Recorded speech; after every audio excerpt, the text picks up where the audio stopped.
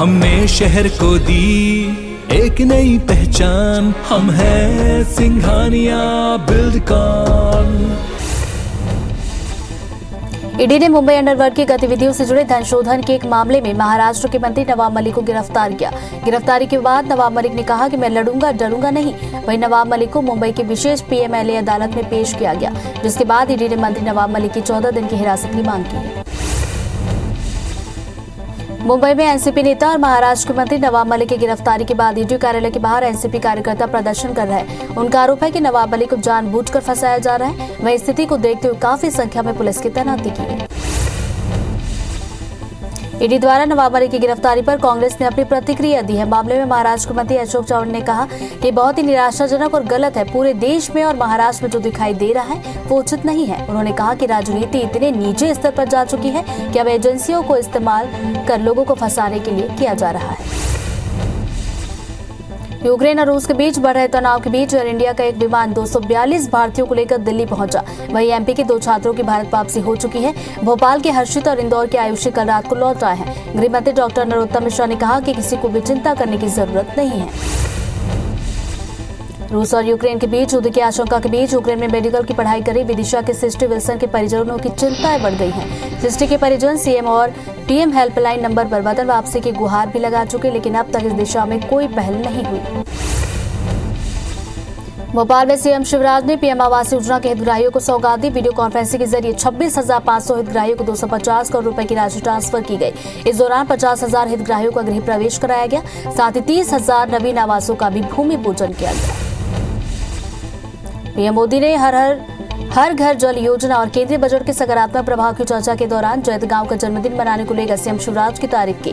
PM Modi ने कहा कि सभी लोगों को अपने अपने गांव का जन्मदिन मनाना चाहिए और एक साथ बैठकर गांव के समग्र विकास पर चर्चा करनी चाहिए। पीसीसी चीफ कमलनाथ भिंड दौरे पर हैं। यहां उन्होंने जन आक्रोश रैली से मिशन ग्वालियर चंबल की शुरुआत की और चंबल की धरती को प्रणाम किया। इस दौरान उन्होंने बीजेपी पर निशाना साधते हुए कहा कि मैं आपको 15 महीनों का हिसाब देता हूं, आप 17 साल का हिसाब दो। बिलासपुर में भाजपा पार्षद दल ने निगम सरकार के खिलाफ मोर्चा खोल दिया। आवास आवंटन, साफ सफाई समेत अन्य मुद्दों को लेकर भाजपा पार्षद दल ने आज क्षेत्रवासियों के साथ मिलकर निगम का घेराव किया। वहीं अल्टीमेटम देते हुए मांग पूरी नहीं होने पर उग्र आंदोलन की चेतावनी दी है। जांजगीर चांपा के जयजयपुर में सरकारी कन्या स्कूल को बंद करने के विरोध में छात्राओं ने मेन रोड में चक्का जाम कर दिया, जिसके बाद जयजयपुर बारद्वार हसौद मुख्य मार्ग पर आवागमन बंद हो गया। फिलहाल स्थानीय अधिकारी छात्राओं से बातचीत की कोशिश कर रहे हैं, लेकिन बात नहीं बन सकी। छत्तीसगढ़ की राजधानी पुलिस को बड़ी कामयाबी मिली। उसने 50 लाख के नशीले इंजेक्शन और टैबलेट्स की खेप के साथ 2 मास्टरमाइंड सप्लायर को गिरफ्तार किया। काफी दिनों से पुलिस नशे के इस नेटवर्क के खुलासे के लिए काम कर रही थी। राजनांदगांव पुलिस को बड़ी सफलता हाथ लगी। पुलिस ने गांजा तस्कर को गिरफ्तार करते हुए 371 किलो गांजा बरामद किया। आरोपी के पास से 556 ग्राम सोना और 12 लाख के नकद बरामद किए गए। मामले में कोतवाली पुलिस ने ये बड़ी कार्रवाई की।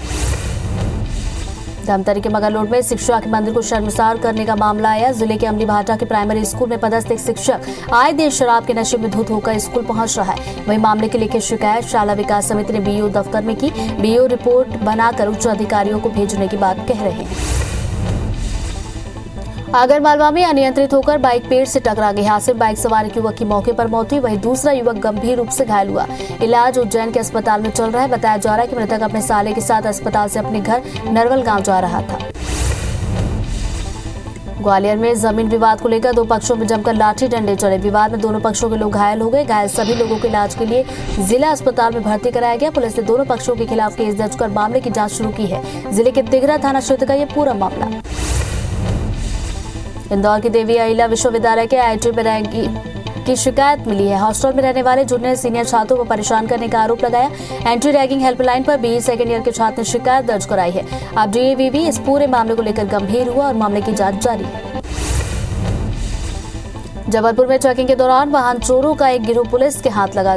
घमापुर थाना पुलिस ने गिरोह के 4 सदस्यों को गिरफ्तार किया। साथ ही आरोपियों के पास से 5 बाइक बरामद की, जिसकी कीमत करीब 2 लाख रुपए बताई गई है। क्षेत्र में लगातार वाहन चोरी की शिकायत के बाद पुलिस चेकिंग अभियान चला रही है। पथलगांव में पेड़ से दबने से एक महिला की मौत का मामला आया। बताया जा रहा है कि दंपति पेड़ कटाने के लिए जंगल गए थे। कटाई के दौरान पेड़ महिला के ऊपर गिर गया और दबने से महिला की मौत हुई। बगीचा थाना क्षेत्र का ये पूरा मामला। किरंदुल में 2 नक्सलियों ने सरेंडर किया है। इनमें से एक मिलिशिया सदस्य सोमरू माडवी और दूसरा सीएनएम सदस्य हिडवा मडकाम है। दोनों नक्सलियों ने लोन वराचो अभियान के तहत एसपी सिद्धार्थ तिवारी के सामने आत्मसमर्पण किया। बता दें कि इस अभियान के तहत अब तक 127 इनामी समेत कुल 521 नक्सली सरेंडर कर चुके हैं। हर साल की तरह इस साल भी छत्तीसगढ़ में संत गाड़गे महाराज की जयंती धूमधाम से मनाई जा रही है। संत गाड़गे महाराज द्वारा दिए गए सफाई के संदेशों का पालन करते हुए छत्तीसगढ़ सर्व धोबी महासंघ की ओर से राजधानी रायपुर के धोबी तालाब में सफाई अभियान चलाया गया। इस अभियान में समाज के पुरुष और महिला दोनों शामिल हुए।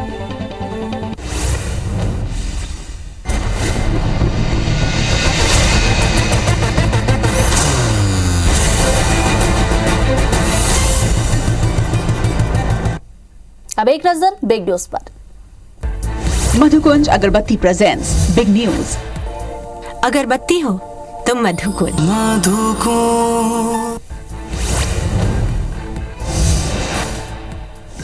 यूक्रेन की सुरक्षा परिषद ने रूसी आक्रमण के बढ़ते खतरे के जवाब में राष्ट्रीय आपातकाल की स्थिति घोषित करने की योजना को मंजूरी दी। यूक्रेन के शीर्ष सुरक्षा अधिकारी का कहना है कि आपातकाल की स्थिति 30 दिनों तक चलेगी और इस अगले 30 दिनों के लिए बढ़ाया जा सकता है। भले ही रूस के राष्ट्रपति व्लादिमीर पुतिन कूटनीतिक तरीके से मामले को हल करने की बात कर रहे हो, लेकिन सैटेलाइट तस्वीरों से पता चलता है कि यूक्रेन के बॉर्डर के पास रूसी सेना की नई तैनाती हुई है। इस बात की आशंका लगातार जताई जा रही है कि रूस कभी भी यूक्रेन पर हमला कर सकता है। देश भर में 10वीं और 12वीं कक्षा के लिए स्टूडेंट्स की बोर्ड परीक्षाएं ऑफलाइन मोड में ही आयोजित होंगी। ऑफलाइन परीक्षाओं को रद्द करने की मांग वाली याचिका को सुप्रीम कोर्ट ने खारिज कर दिया।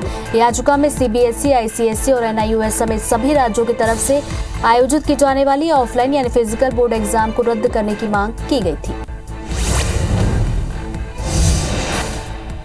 श्रीलंका के खिलाफ टी20 सीरीज से पहले टीम इंडिया को लगा बड़ा झटका। टीम के 2 स्टार खिलाड़ी दीपक चाहर और सूर्य कुमार यादव चोटिल के कारण पूरी सीरीज से हुए बाहर। वहीं श्रीलंका के स्टार ऑलराउंडर मारिन हुजरंगा भी कोरोना पॉजिटिव होने के चलते सीरीज से हुए बाहर। पंजाब विधानसभा चुनाव के लिए मतदान के बाद केंद्रीय गृह मंत्री अमित शाह की ओर से बड़ा दावा किया गया। अमित शाह का कहना है कि किसी भी सर्वे में पंजाब विधानसभा चुनाव के नतीजों का अनुमान नहीं लगाया जा सकता। अमित शाह ने संकेत दिए हैं कि किसी को बहुमत नहीं मिलने की स्थिति में 2 से 3 दलों के बीच गठबंधन हो सकता है।